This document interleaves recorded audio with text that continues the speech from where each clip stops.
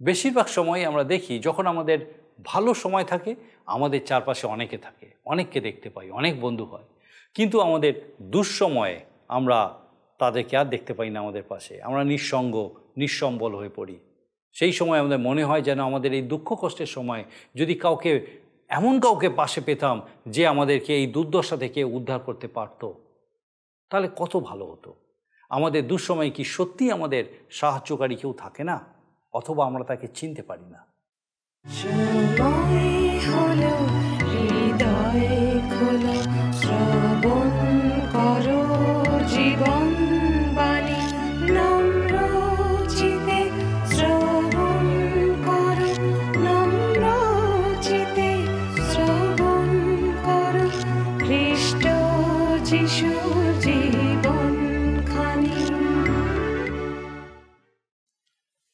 নমস্কার, প্রভু যীশু খ্রিস্টের মধুর নামে জীবনবাণী অনুষ্ঠানে আপনাকে স্বাগত জানাই।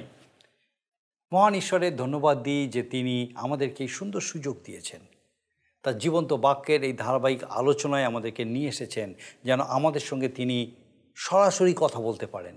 আর আপনার কাছে আমরা বিশেষভাবে কৃতজ্ঞ যে আপনি নিয়মিত আমাদের সঙ্গে আমাদের এই অনুষ্ঠানে উপস্থিত আছেন এবং ঈশ্বরের বাক্যের এই যে ধারাবাহিক আলোচনা, এই আলোচনায় নিয়মিতভাবে আপনি অংশগ্রহণ করছেন এবং আমাদেরকে আপনার মতামত আপনি জানাচ্ছেন যে এই অনুষ্ঠান আপনার কীরকম লাগছে, কিভাবে ঈশ্বরের বাক্য আপনার সঙ্গে কথা বলছে। একই সঙ্গে আপনার প্রার্থনার বিষয় আমাদেরকে জানাচ্ছেন যেন আমরা আপনার জন্য প্রার্থনা করতে পারি। আপনার কাছে আমাদের আরেকটা অনুরোধ যে কিভাবে ঈশ্বর আপনাকে আপনার প্রার্থনার উত্তর দিচ্ছেন আমাদেরকে সেটাও জানাবেন, আমরা খুশি হব। আসুন আজকে আমাদের এই অনুষ্ঠানের শুরুতেই একটা গানের মধ্যে দিয়ে আমরা ঈশ্বরে গৌরব করি।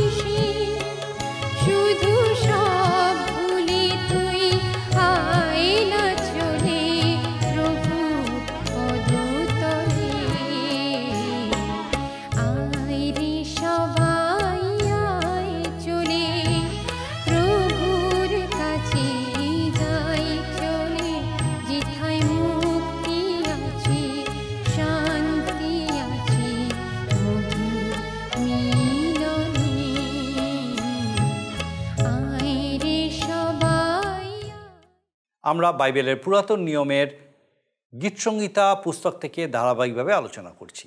আমাদের গত পর্বে রাজা দাউদ রচিত একাদশ ও দ্বাদশ গীতের অধ্যয়ন করেছি, যা তিনি তার জীবনের কোনো একটা সংকটকালে রচনা করেছিলেন। এখানে আমরা জানতে পারি যে তার আপনজনেরা তাকে সেই সংকট থেকে দূরে চলে যাওয়ার পরামর্শ দিয়েছিল, কিন্তু তিনি তা করেননি, কারণ তিনি সদাপ্রভু ঈশ্বরের উপরে তার সংকট মোচনের জন্য নির্ভর করেছিলেন। 12 গীতের শেষে তিনি সদাপ্রভুর উপরে নির্ভরতা দৃঢ় করে বলেছেন যে সমস্ত বিশ্বাসী, সৎ ও সরল লোকদের তিনি উদ্ধার করবেন, বিশেষ করে যখন দুষ্টদের অধমতা এই জগতে বৃদ্ধি পাবে। গীতসংহিতা পুস্তকের 13 গীতও রাজা দাউদ রচনা করেছিলেন, যা হচ্ছে তার মারাত্মক দুর্দশার বিষয়। লক্ষ্য করে দেখা যায় যে 9 থেকে 15 গীতে আসন্ন মহাতাড়নার সময়ের বিষয় এবং সেই সময় জগতে যে নিজেকে উচ্চীকৃত করবে, অর্থাৎ খ্রিস্টানিকে প্রকাশ করে। দাউদ তার জীবনের কোনো কঠিন সময়, সম্ভবত শৌলের কাছ থেকে পালিয়ে বেড়ানোর সময় এই গীত রচনা করেছিলেন। এই গীতটি এই যুগান্তে যে মহাক্লেশের সময় উপস্থিত হবে সেই বিষয়ে প্রাসঙ্গিক।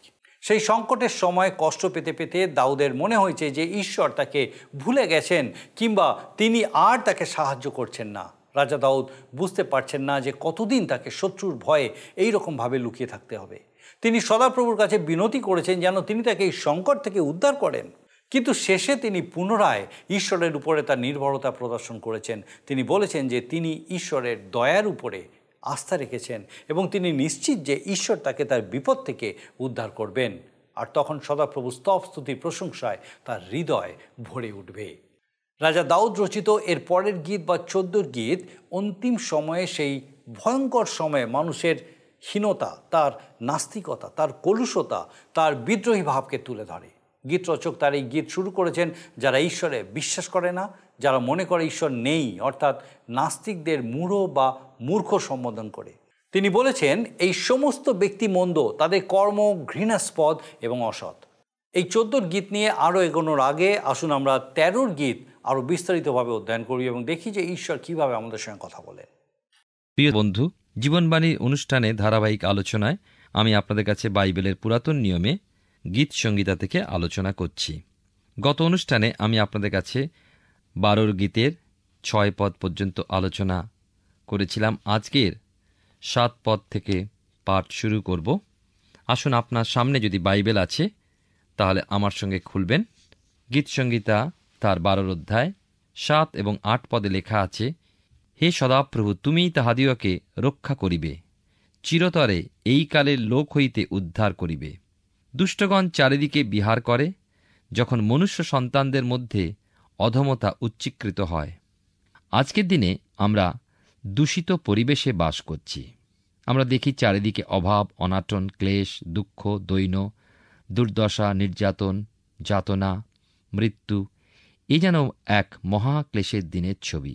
যিশায়া ভাববাদী এই বিষয়ে কি বলেন আমরা একটু শুনি। যিশায়া ভাববাদী পুস্তকের 66 অধ্যায় 5 পদে লেখা আছে, এখানে, তোমরা যাহারা সদাপ্রভুর বাক্যে কম্পমান, তোমরা তাহার বাক্য শুনো। তোমাদের যে ভাতৃগণ তোমাদিওকে ঘৃণা করে, আমার নাম প্রযুক্ত তোমাদিওকে বাহির করিয়া দেয়, তাহারা বলিয়াছে, সদাপ্রভু মহিমান্বিত হন, যেন আমরা তোমাদের আনন্দ দেখিতে পাই। কিন্তু উহারাই লজ্জিত হইবে। সময় আসছে, সময় আসবে।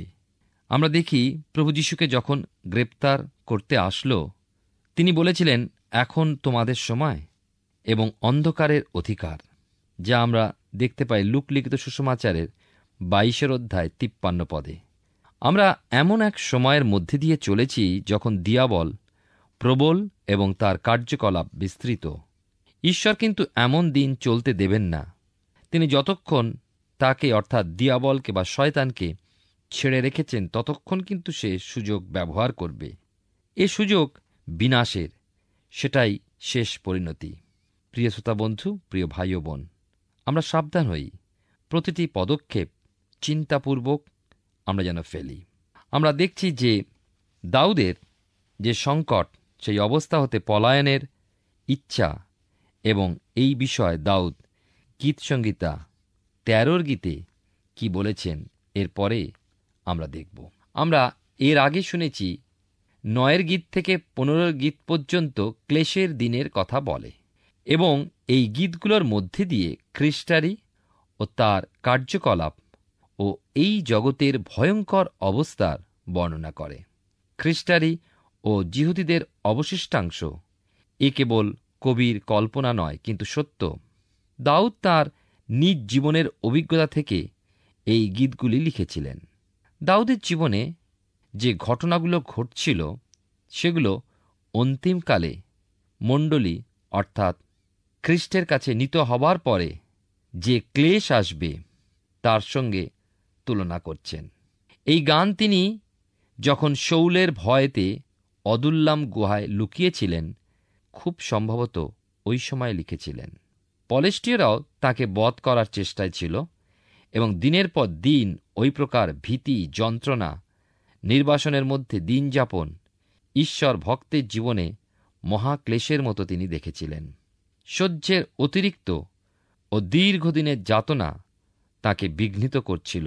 আর দাউদ কি লিখলেন? আপনার সামনে যদি বাইবেল আছে, আমার সঙ্গে দেখুন। 13 অধ্যায় 1 পদে লেখা আছে, কতকাল সদাপ্রভু আমাকে নিয়ত ভুলিয়া থাকিবে? কতকাল আমা হইতে তোমার মুখ লুক্কায়িত রাখিবে? রাজা দাউদের মনে হচ্ছে হয়তোবা ঈশ্বর তাকে ত্যাগ করেছেন। তিনি যেন এখন একলা, আর তাঁর সাহায্যকারী কেউ নেই। এই কথা কতকাল তাঁর দীর্ঘশ্বাস স্বরূপ, আর যেন তিনি পারছেন না। 2 পদে লেখা আছে, কতকাল আমি প্রাণের মধ্যে ভাবনা করিব, চিত্তের মধ্যে বিষাদকে দিন মানে রাখিব? কতকাল শত্রু আমার উপরে উচ্চে থাকিব? দাউদ প্রশ্ন করছেন, কতকাল কতকাল এইভাবে প্রান্তরে লুকিয়ে লুকিয়ে জীবনযাপন করবেন? কতকাল এই প্রকার ভাবনা চিন্তায় দিন কাটবে? পর মুহূর্তেই তাঁর ঈশ্বরের প্রতিশ্রুতির কথা স্মরণ হয়, আর তিনি বিনতি করেন। এই প্রার্থনাই তাঁর জীবনের ভরসা, উৎসাহ লাভের উৎস। 3 পদে দেখুন, 13 গীতে 3 পদে লেখা আছে, হে সদাপ্রভু আমার ঈশ্বর, দৃষ্টিপাত করো, আমাকে উত্তর দাও, আমার চক্ষু আলোকময় করো, পাছে আমি মৃত্যু নিদ্রায় নিদ্রিত হই। রাজা দাউদ এই গীত রচনা করেন এমন এক অবস্থার মধ্যে যখন তিনি ভেবেছিলেন সে যাত্রা তাঁর রক্ষা পাবার আর কোনো উপায় নেই। যে কোনো মুহূর্তে শত্রু তাকে বধ করবে। তথাপি তিনি প্রার্থনা জানাচ্ছেন যেন ঈশ্বর তাকে রক্ষা করেন, বিশ্রাম দেন। 4 পদে লেখা আছে, পাছে শত্রু বলে আমি তাহাকে জয় করিয়াছি, পাছে আমি বিচলিত হইলে বিপক্ষগণ উল্লাস করে। শত্রু যদি দাউদকে ধরে ফেলে তাদের আনন্দ হবে, জয়োল্লাসে মেতে উঠবে, কেননা তিনি ছিলেন তৎকালে ওই অঞ্চলের অজেয় বীর। শত্রু জয়োল্লাসে দাউদ যত না অপমানিত হবেন, দাউদের চিন্তা তার ঈশ্বর তদপেক্ষা অধিক অপমানিত হবেন। দাউদের প্রার্থনা, শত্রু যেন কোনো মতে তাকে ধরতে না পারেন। দীর্ঘশ্বাসের সাথে দাউদ প্রার্থনা করতে করতে ঈশ্বরের সকল কিছু ছপে দিলেন। 5 পদে তাই দেখতে পাই, 13 অধ্যায় 13 গীতে লেখা আছে, কিন্তু আমি তোমার দয়াতে বিশ্বাস করিয়াছি, আমার চিত্ত তোমার পরিত্রাণে উল্লাসিত হইবে। দাউদ যদিও অজেয় বীর যোদ্ধা ছিলেন, তার সমকক্ষ যোদ্ধা প্রায় ছিল না। যুদ্ধ পরিকল্পনায় তার নিপুণতা অতুলনীয়। তবু তিনি জানতেন তার নিজ ক্ষমতায় নয়, কিন্তু কেবলমাত্র ঈশ্বরের সাহায্য বিনা তিনি জয়লাভ করতে পারবেন না। ঈশ্বরই তাঁর পরিত্রাণ। 6 পদে দেখুন লেখা আছে, আমি সদাপ্রভুর উদ্দেশ্যে গীত গাইব, কেননা তিনি আমার মঙ্গল করিয়াছেন। প্রিয় শ্রোতা বন্ধু, প্রিয় ভাই ও বোন, আপনি যে কোনো স্থানে থাকুন না কেন, আপনি যে কেউ হন না কেন, আপনি যে কোনো অবস্থায় আছেন না কেন, আপনি কিন্তু ঈশ্বরের প্রশংসা করতে পারেন। মৃত্যুশয্যায় শুয়েও মানুষকে ঈশ্বরের প্রশংসা করতে শুনেছি। জীবনে কখনো ঈশ্বরকে ডাকেনি এমন ব্যক্তিও মৃত্যুর পূর্বে ঈশ্বরের প্রশংসা করে বলেছে ঈশ্বর তার জীবনকে কিভাবে আশীর্বাদযুক্ত করেছেন। আপনি একবার আপনার বিগত জীবনের কথা স্মরণ করে দেখুন। আপনার বর্তমান অবস্থা ও বিগত অবস্থা তুলনা করুন। দেখবেন কোনো না কোনো এক সময় ঈশ্বর আপনার উপর তাঁর আশীর্বাদ নিশ্চয় দিয়েছেন। হয়তো আপনার অসুস্থতায়, অথবা অভাবে বা বিপদে, দুঃখে কিংবা সুখে এখনো সময় আছে। চিন্তা করে দেখুন, দাউদ অত বড় বীর ছিলেন, অত বড় যোদ্ধা, কিন্তু ঈশ্বরের চরণে নতনম্র। বিপদে তিনি নিজের অপমান, মৃত্যু বিষয় চিন্তা তিনি যত না করেছেন, তার থেকে বেশি চিন্তা ঈশ্বরের নাম যেন ক্ষুণ্ণ না হয়, তাঁর গৌরব যেন অক্ষুণ্ণ থাকে। আর একটা বিষয়, বিপদ দ্বারে তবু দাউদ নিশ্চিন্ত ও ঈশ্বরের প্রশংসা করছেন যে ঈশ্বর তাঁর আশ্রয় দুর্গ, তিনি তাকে অবশ্যই অবশ্যই রক্ষা করবেন। জগতের মানুষ ঈশ্বরের অনুগ্রহ, করুণা, দয়া ও আশীর্বাদ থেকে আজকের বঞ্চিত হতে চলেছে। এটাই কিন্তু শেষ দিনের ছবি। কেননা জগতের দিকে তাকালে দেখি চারিদিকে বিশৃঙ্খলা বৃদ্ধি পাচ্ছে এবং নিরীশ্বরবাদ, নোংরামি, ঈশ্বরের ব্যবস্থা উল্লঙ্ঘন, ঈশ্বরের প্রতি বিদ্রোহ ছেয়ে যাচ্ছে। আমরা গীতসংগীতার 12 গীতে গীতরচক যে ছবি ফুটিয়ে তুলেছেন, এবারে আমরা 14 গীত পাঠে মনে হয় সেই ছবি আরও সুস্পষ্ট রূপে দেখতে পাব। আপনাদের নিশ্চয়ই স্মরণে আছে, যারা নিয়মিত এই অনুষ্ঠান শুনছেন, যে 12 গীতে দাউদ জগতের লোকের মন্দতা, দুষ্টতা, অবিশ্বাস, বিশৃঙ্খলা বিষয় ব্যক্ত করেছেন। এই গীতগুলো পাঠ করলে মনে প্রশ্ন জাগে, শেষের দিন কি এসে গেল? সেদিনের সেই যাতনার শুরু? প্রশ্নের উত্তর পাই, এত কিছুই না, আরও দেখবে। মহাযাতনার দিন আসুক, তখন বুঝবে। তবে আমার আশা এই যে আপনাকে সেদিন দেখতে হবে না। কেন দেখতে হবে না? তার কারণ যারা ঈশ্বরের আপনজন, যারা বিশ্বাসী বর্গের মধ্যে যুক্ত, তাদের ঈশ্বর মহাযাতনার পূর্বেই পৃথক করে নেবেন। সেই বিচারক যিশুর আগমনের পূর্বেই মণ্ডলীকে, অর্থাৎ বিশ্বাসী বর্গকে, বিশ্বাসী সন্তানকে তিনি তুলে নেবেন। তুরিধ্বনির সাথে সাথে সন্তানেরা পৃথক হবেন। এখন আমরা গীতসংগীতার 14 গীতে যাব। আমাদের সামনে সেই ভয়ঙ্কর দিনের কথা, সেই শেষ দিনের কথা। গীতসংগীতা 53 গীতের অনুরূপ এই গীতটি। বিশপ হর্ন বলে একজন এই গীতটিকে 3 ভাগে ভাগ করে দেখিয়েছেন। প্রথম হল জগতের পাপ, দ্বিতীয়ত ঈশ্বরের লোকদের সাথে শত্রুতা, এবং তৃতীয় হল মুক্তির প্রতীক্ষা। গীতসংগীতার 14 গীতে আমরা এই ছবি দেখব। গীতটি ছোট হলেও কিন্তু আমাদের কাছে বিশেষত বড়ই মূল্যবান। প্রথম আমরা দেখি জগতের পাপ বা পাপময় জগৎ।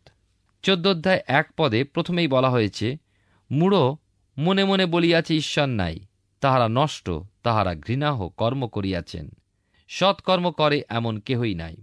হিব্রু ভাষায় মূঢ় এই শব্দটাকে বলা হয়েছে নাবল।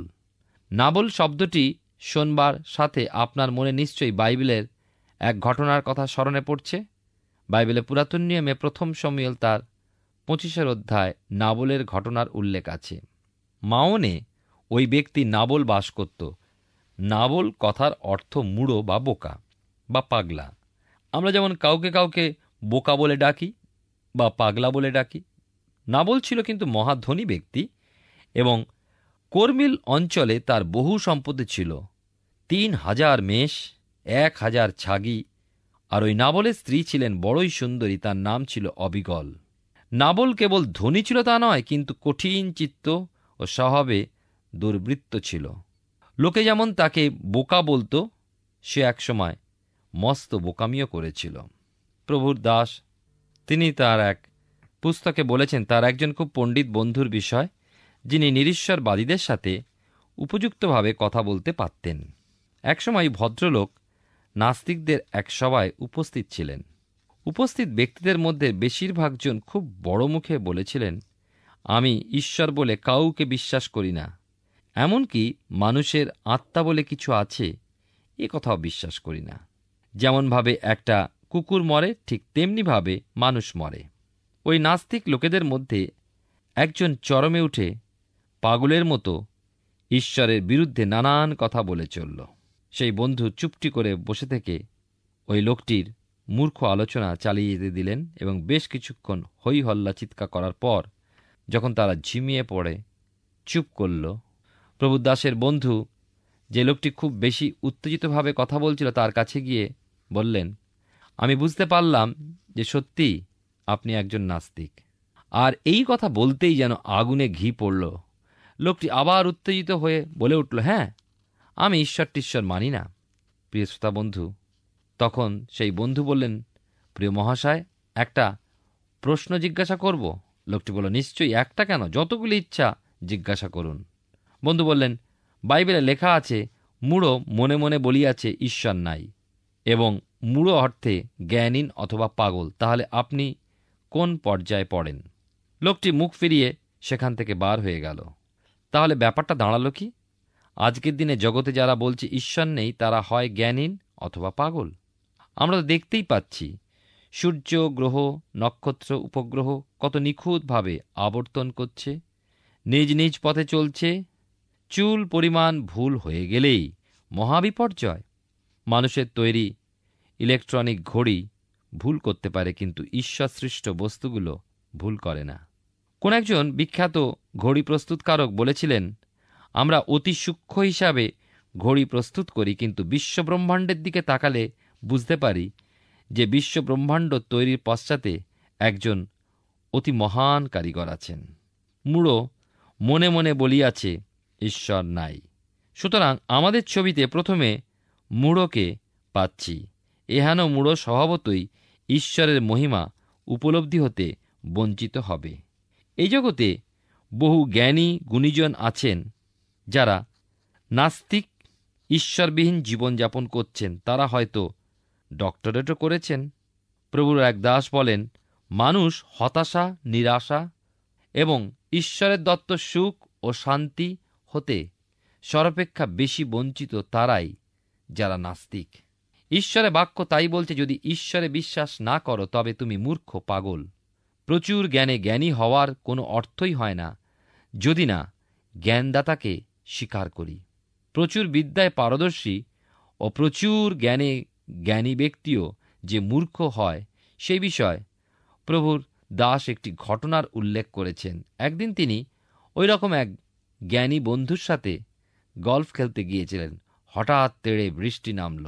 তখন বন্ধুটি প্রভুর দাসকে জিজ্ঞাসা করছেন, আচ্ছা, এখন আমরা কি করব? প্রভুর দাস উত্তরে জবাব দিলেন, ঝমঝম বৃষ্টি নামলে মানুষ যা করে। মজা দেখুন, বৃষ্টি নামলে কি করবেন সে বিষয়ে জিজ্ঞাসা করছেন।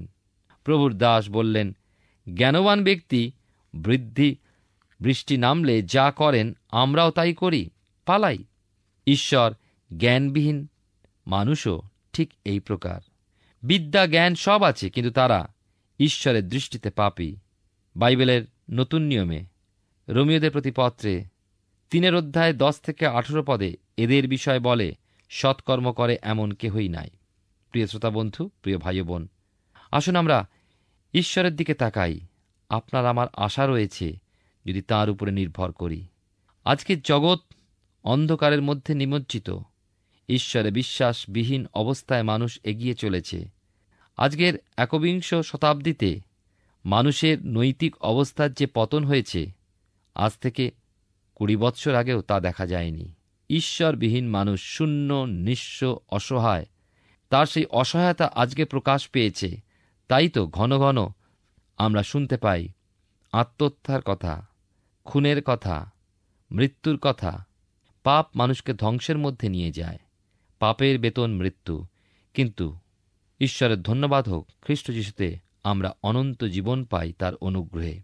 তাই ঈশ্বরের গৌরব করি, তার প্রশংসা করি, তিনি মহান। ঈশ্বর আপনার জীবনে মঙ্গল করুন। আমরা গীতসংহিতা পুস্তক থেকে ধারাবাহিকভাবে অধ্যয়ন করছি। আমার বিশ্বাস মহান ঈশ্বর বিশেষভাবে আপনার সঙ্গে কথা বলছেন। রাজা দাউদ তার জীবনের মহা সংকটের সময় অত্যন্ত উদ্বিগ্ন হয়েছিলেন, এই মনে করে যে হয়তোবা ঈশ্বর তার উপর থেকে তার আশীর্বাদের হাত সরিয়ে নিয়েছেন অথবা তাকে ভুলে গেছেন। এই অনুভূতি অত্যন্ত ভয়ানক, যা আমাদের নিজেদের জীবনেও আমরা অনেক ক্ষেত্রে উপলব্ধি করে থাকি, অনুভব করি। কিন্তু দাউদের মতো যারা ঈশ্বরের প্রতি বিশ্বাসে স্থির থাকেন, যারা সবল, যাদের অন্তঃকরণ নির্মল, যারা ধার্মিক, তাদের প্রতি কি ঈশ্বর কখনো এরকম ব্যবহার করতে পারেন? আমরাও যেন রাজা দাউদের মতো নিশ্চিত হতে পারি যে ঈশ্বর আমাদের কাতর বিনতি শুনবেন, তিনি আমাদের প্রার্থনার উত্তর দেবেন, আমাদের হৃদয় যেন সর্বদা তার স্তব, স্তুতি ও প্রশংসায় ভরে থাকে।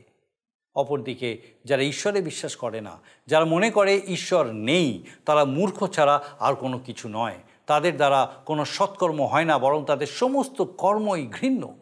ঈশ্বর কিন্তু সমস্ত মানুষের উপর দৃষ্টি রাখেন আর লক্ষ্য রাখেন যে কারা বুদ্ধিমানের মতো জীবনযাপন করছে আর কারা মূর্খের মতো করছে। আমরা আমাদের পরবর্তী পর্বে 14 গীতের বাকি অংশ এবং 15 গীত নিয়ে আলোচনা করব আর দেখব যে ঈশ্বর তার বাক্যে আমাদেরকে কি বলতে চেয়েছেন। আসুন এখন প্রার্থনায় যাব, আর আমি চাইব আপনি আমাদের সঙ্গে প্রার্থনায় যোগ দিন। আসুন প্রার্থনা করি। পরম করুণাময় স্বর্গীয় পিতা, ধন্যবাদ দিই প্রভু যে তোমার পবিত্র পরাক্রমে আরেকটি বার তোমার এই জীবন্ত বাক্যের সান্নিধ্যে আমাদেরকে এনেছো। ধন্যবাদ দিই আমাদের প্রত্যেক দর্শক বন্ধুর সঙ্গে একটি বার তুমি কথা বলেছো। প্রার্থনা করি পিতা, আমাদের সেই প্রত্যেক দর্শক বন্ধুকে, তাদের পরিবার পরিজন প্রত্যেককে প্রভু তোমার পবিত্র উপস্থিতির সহভাগিতায় পূর্ণ করো, তোমার অনুগ্রহে পূর্ণ করো, তোমার আশীর্বাদে পূর্ণ করো। পিতাগো, জানি না কে কেমন পরিস্থিতিতে আছেন, হয়তো কঠিন প্রতিকূলতার মধ্যে দিয়ে চলছেন, বা অথবা খুব ভালো তোমার প্রতি নির্ভরশীলতায় আরও বৃদ্ধি পেতে আছেন। স্বর্গীয় পিতা, যেরকমই পরিস্থিতি হোক, প্রার্থনা করি সেই প্রত্যেক ব্যক্তিকে, সেই প্রত্যেক পরিবারকে তোমার পবিত্র আত্মার পরাক্রমে তুমি সুরক্ষিত রাখো। প্রভুগো, তোমার সেই ক্রুশীয় রক্তের বেড়াজাল দিয়ে প্রত্যেককে ঘিরে রাখো, যেন কোনো মন্দতা, কোনো অন্যায়, কোনো রকম ফাঁদ তাদেরকে স্পর্শ না করতে পারে। শয়তানের সমস্ত মন্দতা থেকে তুমি তাদেরকে রক্ষা করো, সমস্ত চাল থেকে তাদেরকে সুরক্ষিত রাখো। যেন প্রভুগো তোমার প্রতি নির্ভরশীলতায়, তোমার অনুগ্রহে তারা আরও উত্তর বেড়ে উঠতে পারে। সেই প্রত্যেকের সন্তান সন্ততিকে তুমি রক্ষা করো, সে প্রত্যেক গৃহকে তোমার আশীর্বাদে গৃহরূপে প্রতিষ্ঠিত করো। স্বর্গীয় পিতা, যেন তোমার সেই আশীর্বাদ, তোমার আনন্দ, শান্তি, তোমার অনুপ্রেরণা সেই প্রত্যেকের মধ্যে দিয়ে, সেই গৃহের মধ্যে দিয়ে আরও অনেকের কাছে প্রকাশিত হয়। স্বর্গীয় পিতা, তুমি দয়া করো। আমাদের সেই প্রত্যেক দর্শক বন্ধু, তাদের পরিবার পরিজন প্রত্যেককে তোমার চরণে সমর্পণ করে ধন্যবাদের সঙ্গে প্রার্থনা তোমার যিশু নামে চাই, দয়া করে শ্রবণ গ্রহণ করো। আমেন। ঈশ্বরের ধন্যবাদ দিই যে তিনি আমাদেরকে সুযোগ দেন বারবার। তিনি চান যেন তার জীবন্ত বাক্য আমাদের জীবনে কথা বলে এবং আমরা দেখতে সমর্থ হই কীরকম জীবন তিনি আমাদের কাছে আশা করেন। আমার বিশ্বাস এইভাবেই আগামী দিনেও আমাদের এই অনুষ্ঠানে আপনি অবশ্যই উপস্থিত থাকবেন, যখন এইভাবেই ঈশ্বরের জীবন্ত বাক্যে আমরা বৃদ্ধি পেতে থাকব। ঈশ্বর আপনার মঙ্গল করুন। প্রিয় বন্ধু, আশা করি জীবনবাণী অনুষ্ঠানটি আপনার ভালো লেগেছে। আর যদি ভালো লেগে থাকে তাহলে অবশ্যই আমাদের একটি মিসড কল দিন। আপনার দেওয়া মিসড কলটি আমাদের কাছে অতি মূল্যবান। আমরা আনন্দের সাথে জানাই, প্রতিটা মিসড কল দাতাদের মধ্যে থেকে সপ্তাহের শেষে বিশেষ দর্শক বন্ধুকে বেছে নেওয়া হবে এবং সেই দর্শক বন্ধুকে পুরস্কৃত করা হবে ও সপ্তাহের শেষে তার ছবি ও নাম আমাদের অনুষ্ঠানে প্রকাশ করা হবে। গত সপ্তাহের বিজয়ী দর্শক বন্ধুরা হলেন পশ্চিম বর্ধমান থেকে রুবি দাস ও পশ্চিম মেদিনীপুর থেকে স্বপন মান্ডি। আমাদের মিসড কল দেবার নম্বরটি হল 04449081 আপনি প্রার্থনা ও আরও অধিক জানতে আগ্রহী হলে আমাদের সঙ্গে অবশ্যই ফোনের মাধ্যমে যোগাযোগ করতে পারেন। আমাদের মোবাইল নাম্বার 9433497235 এবং আরেকটি হল 9433803755। আর আমাদের ঠিকানা টিভি স্ক্রিনে আপনারা দেখে নিন। ধন্যবাদ। ভালো থাকুন, সুস্থ থাকুন।